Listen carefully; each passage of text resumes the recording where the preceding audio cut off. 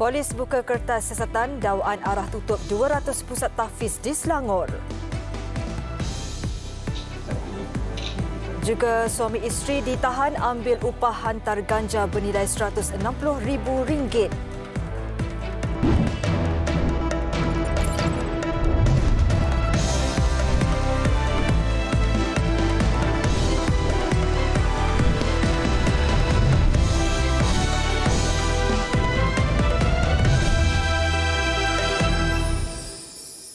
Assalamualaikum dan salam sejahtera.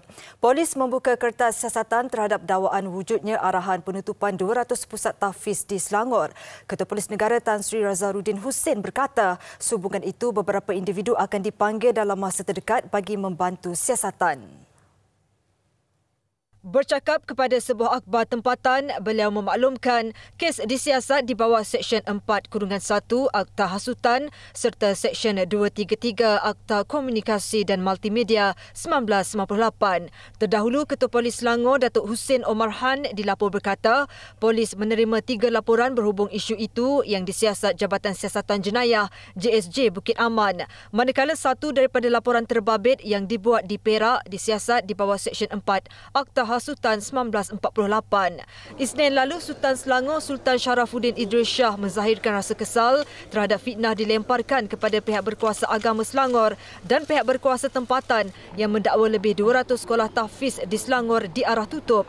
Tindakan penutupan itu didakwa menyebabkan ribuan pelajar tahfiz hilang tempat belajar.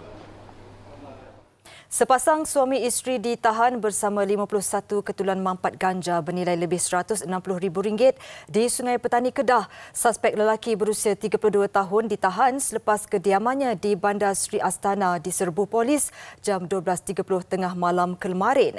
Lelaki itu yang dipercayai singgah berehat di rumah sejurus pulang mengambil bekalan ganja itu dari sempadan negara jiran di Kelantan. Ketua Polis Daerah Kuala Muda Assistant Commissioner Zaidi Cik Hassan berkata, ketika serbuan isteri suspek berusia 32 tahun dan anak perempuan berusia setahun turut berada di rumah. Ganja ditemui di dalam rumah dan sebuah kenderaan bernombor pendaftaran Thailand. Suspek yang juga pekerja kilang dipercayai mengambil upah menghantar bahan terbabit ke Perak. Lelaki itu yang mempunyai 4 rekod jenayah dan dadah dan isteri direman 7 hari hingga 3 September. Kes disiasat mengikut Seksyen 39B Akta Dadah Berbahaya 1952.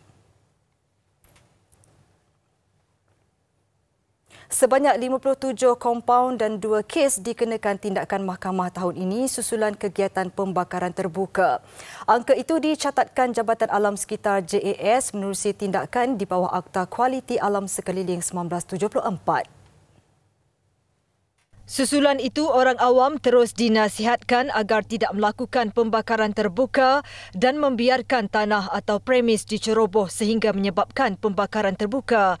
Menteri Sumber Asli, Alam Sekitar dan Perubahan Iklim Nik Nazmi Nik Ahmad dalam kenyataannya berkata, tindakan boleh diambil di bawah Seksyen 29-A Akta berkenaan. Jika sabit kesalahan, boleh dikenakan denda hingga RM500,000 atau 5 tahun penjara. Kompaun maksimum RM2,000 juga boleh dikenakan bagi setiap kesalahan.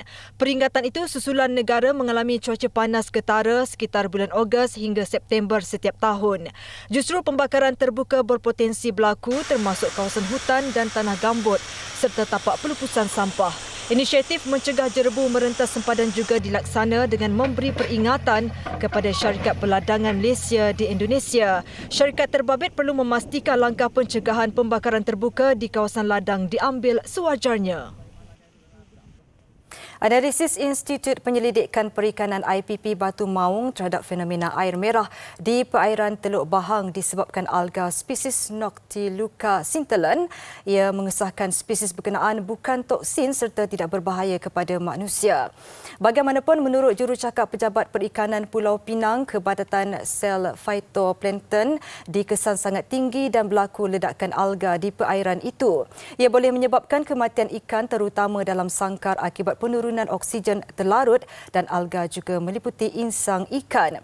Fenomena air merah dikesan sejak Sabtu lalu termasuk menerusi visual dimuat naik nelayan di media sosial.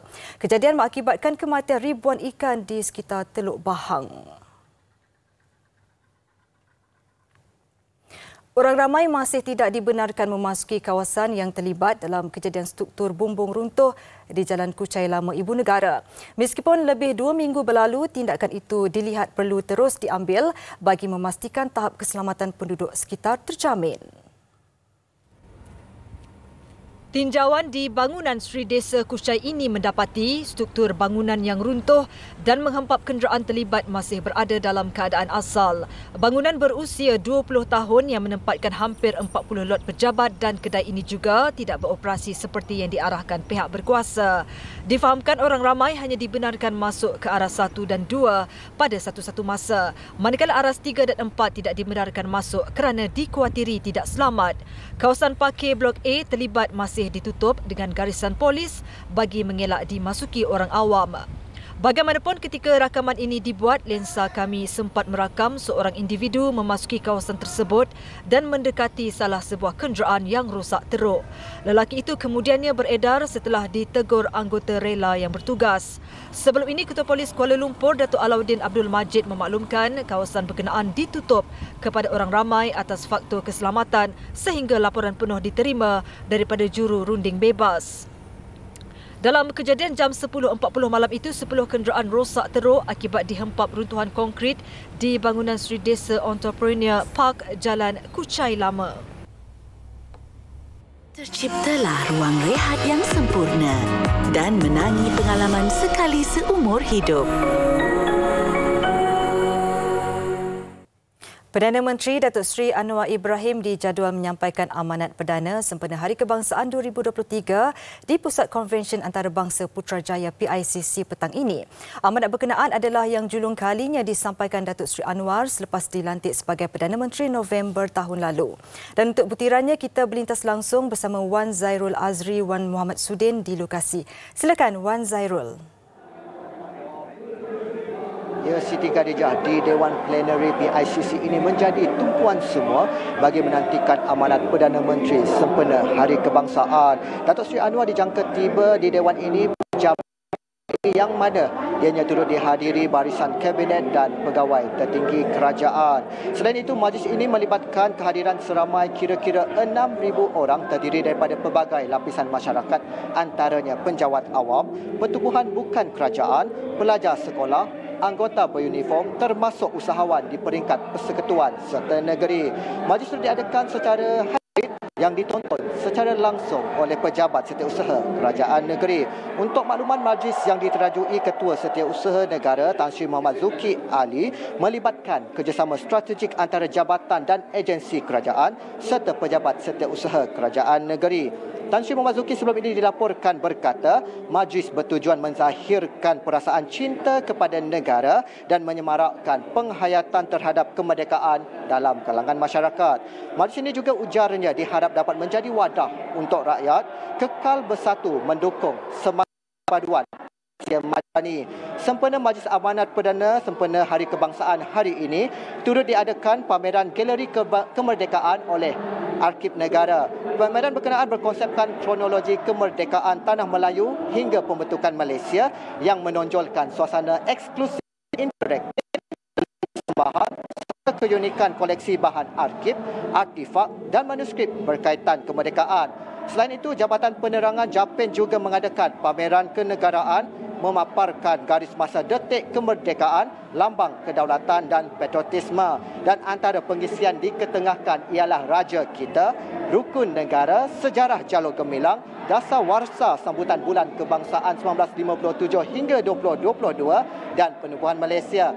Dan untuk makluman juga, Hari Kebangsaan tahun ini bertemakan Malaysia Madani, tekad perpaduan penuhi harapan, menzahirkan patriotisme dan nasionalisme dalam menyemarakkan lagi rasa kekitaan, kebersamaan dan memperkasakan semangat perpaduan rakyat berbilang bangsa serta agama. Dan sambutan Hari Kebangsaan akan diadakan esok di Dataran Putrajaya bermula jam 7.30 pagi dengan pelbagai persembahan termasuk perbarisan dan perarakan yang pasti memukau pengunjung yang hadir. Saya kira itu sahaja yang boleh saya bawakan langsung dari PICC ini. Sama-sama kita nantikan amanat perdana oleh Perdana Menteri pada jam 2 petang ini. Kita kembali dahulu bersama dengan Siti Khadijah di Sri Pentas. Silakan. Terima kasih Wan Zairul langsung dari Putrajaya. Ke laporan seterusnya, keputusan dan penyata pengundian selepas penjumlahan rasmi undi pilihan raya negeri PRN di 6 negeri telah diwartakan semalam. Setiausaha Suruhanjaya Pilihan Raya SPR Datuk Ikmaruddin Ishak berkata pewartaan itu turut membabitkan pilihan raya kecil PRK Parlimen Kuala Terengganu yang diadakan serentak. Jelasnya pewartaan itu selaras dengan kehendak di bawah peraturan-peraturan pilihan raya Perjalanan Pilihan Raya 1981. Pengundian bagi PRN di Selangor, Negeri Sembilan, Pulau Pinang, Kelantan, Terengganu dan Kedah serta PRK Parlimen Kuala Terengganu berlangsung pada 12 Ogos lalu. 13 Ogos lalu, pengerusi SPR Tan Sri Abdul Ghani Saleh berkata Terengganu mencatatkan peratusan keluar mengundi tertinggi berbanding 5 negeri yang melaksanakan PRN iaitu sebanyak 74.79%.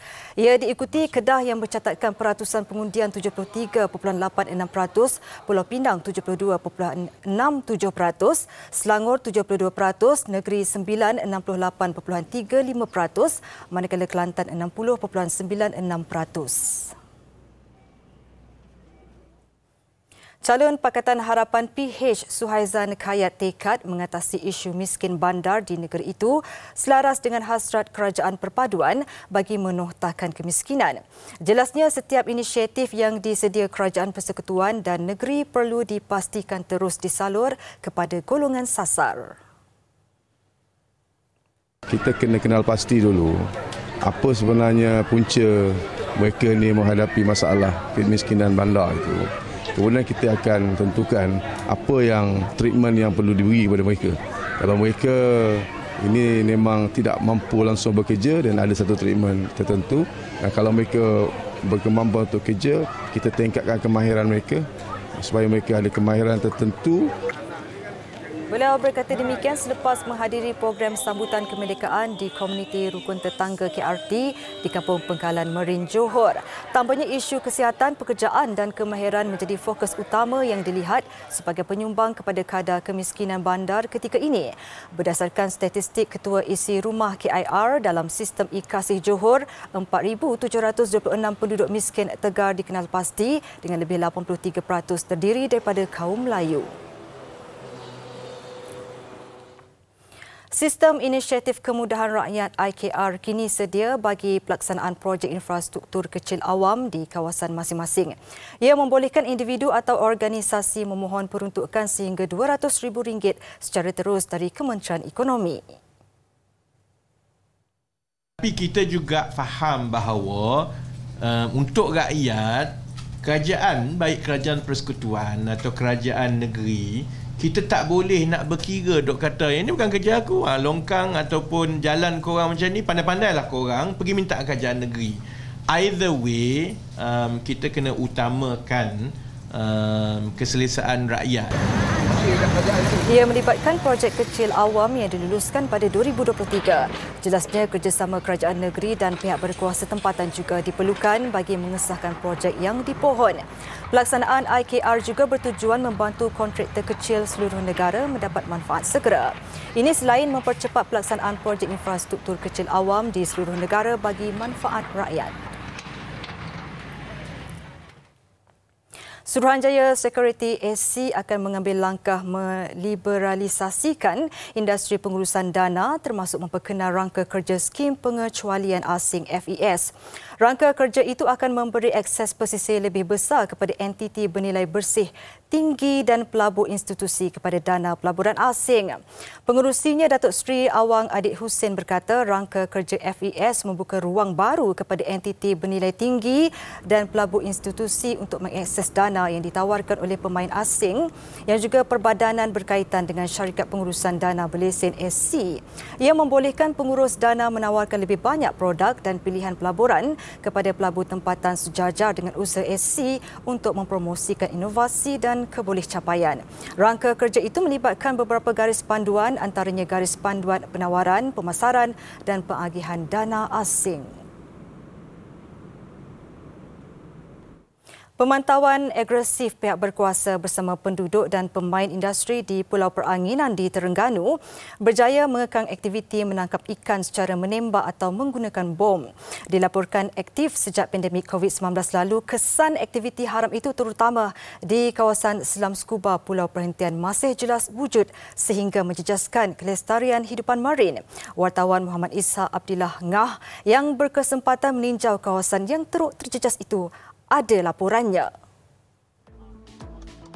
Di Terengganu, terdapat 128 tapak selam skuba seluruh negeri dilaporkan bebas daripada ancaman bom ikan buatan sendiri dan aktiviti menembak ikan.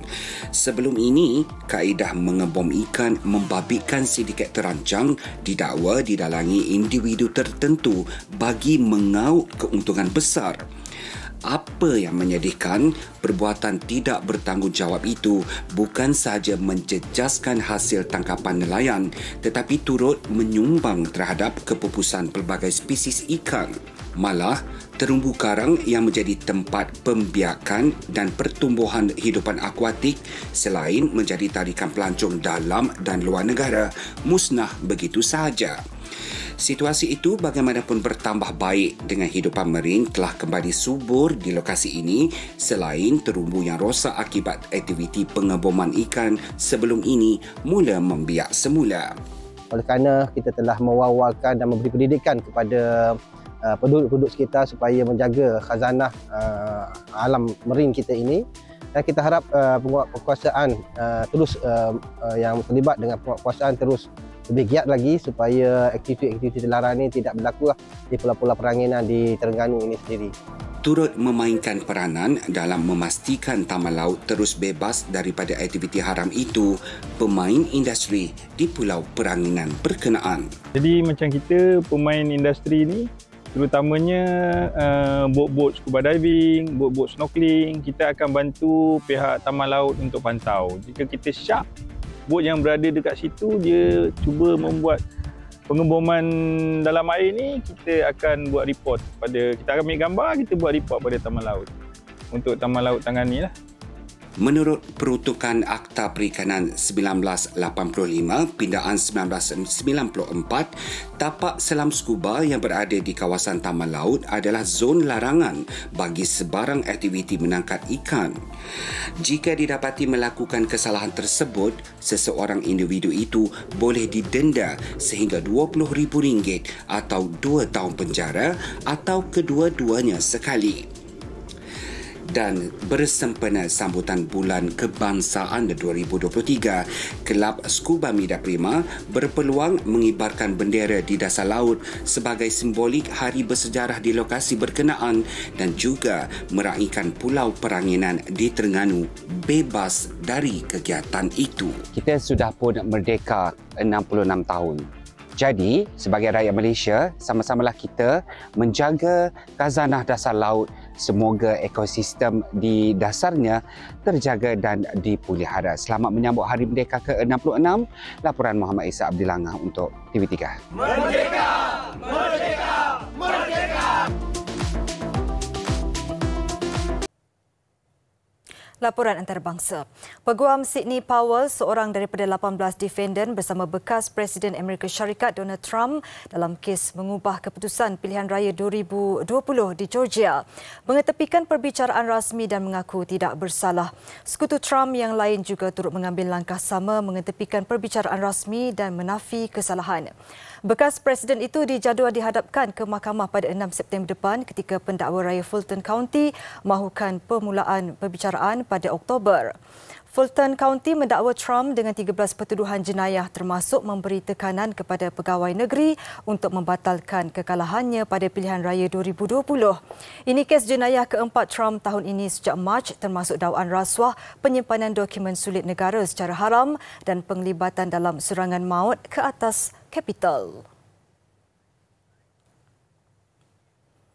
Bekas Perdana Menteri Imran Khan akan kekal berada di penjara meskipun Mahkamah Tinggi Pakistan menangguhkan hukuman penjara bagi kesalahan rasuah.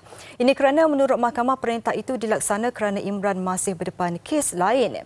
Imran mula menjalani hukuman 5 Ogos lalu selepas mahkamah memutuskan penjara 3 tahun kerana menjual hadiah diberikan kepada negara ketika menjadi Perdana Menteri dari 2018 hingga 2022.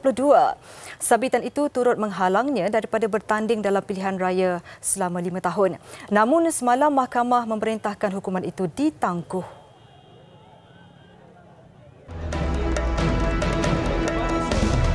Jaguar Bina Badan Negara Atlet Terbaik 2022. Laporan sukan menyusul.